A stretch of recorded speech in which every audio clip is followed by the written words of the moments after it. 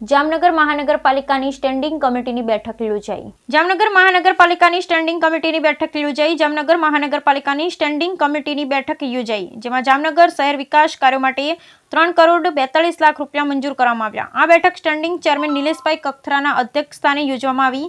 આ બેઠકમાં mayor Vinod Khimsuriya, deputy mayor Krishnaben Sodha, શાસક પક્ષના નેતા આશિષભાઈ જોશી, કમિશનર ડીએન મોદી સાહેબ, deputy commissioner Devendrasinh, civil engineer Bhavesh ચાની તેમજ કમિટીના સભ્યો ઉપસ્થિત રહ્યા હતા. Bureau report Vishwanath Joshi, cameraman Mayank Shukla, Jamnagar.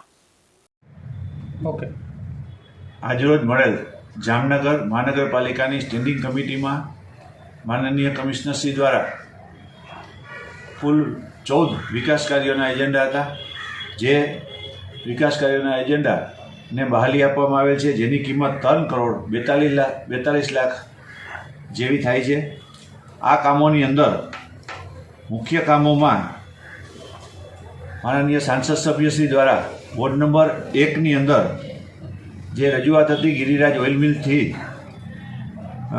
રોડની સીસી રોડની જે 41,66,000ના કામને બહાલી આપવામાં આવેલ છે. આ ઉપરાંત માનનીય ધારાસભ્યશ્રી દ્વારા દેવરાજ દેપાળ અને સોનલનગર પ્રાથમિક શાળાની અંદર સ્માર્ટ સ્કૂલ તરીકે ડેવલપ કરવા માટેની જે રજૂઆત હતી એનો ખર્ચ 69,20,000નો મંજૂર કરવામાં આવેલ છે. તેમજ ગૌરવ પથ ઉપર હાલમાં જે સ્ટ્રીટ લાઇટના પોલ છે તેમાં સુધારો કરી અને એ લાઇટિંગ વ્યવસ્થાને વધારે સારું કરવા માટેની ખર્ચ છે 82,86,000નો તે પણ મંજૂર કરવામાં આવેલ છે. આવી જ રીતે જામનગર શહેરની અંદર વારંવાર અલગ અલગ જગ્યાએ જે જૂના માલસામાનની બજાર એટલે કે ગુજરી બજાર તરીકે ઓળખાય છે તેવી અલગ અલગ વિસ્તારોમાં જે ગુજરી બજારો ભરાતી હતી તે વિસ્તારના લોકો દ્વારા વારંવાર રજૂઆત આવતી હતી કે અહીંથી આ બજારને ખસેડો, આ બજારને અહીંથી ખસેડો.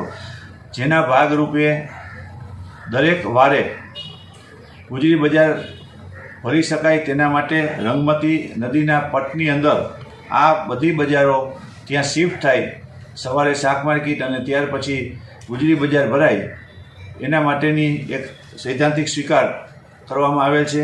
આમ કુલ 14 વિકાસ કાર્યોને આજની મળેલ સ્ટેન્ડિંગ કમિટીમાં બહાલી આપવામાં આવેલ છે.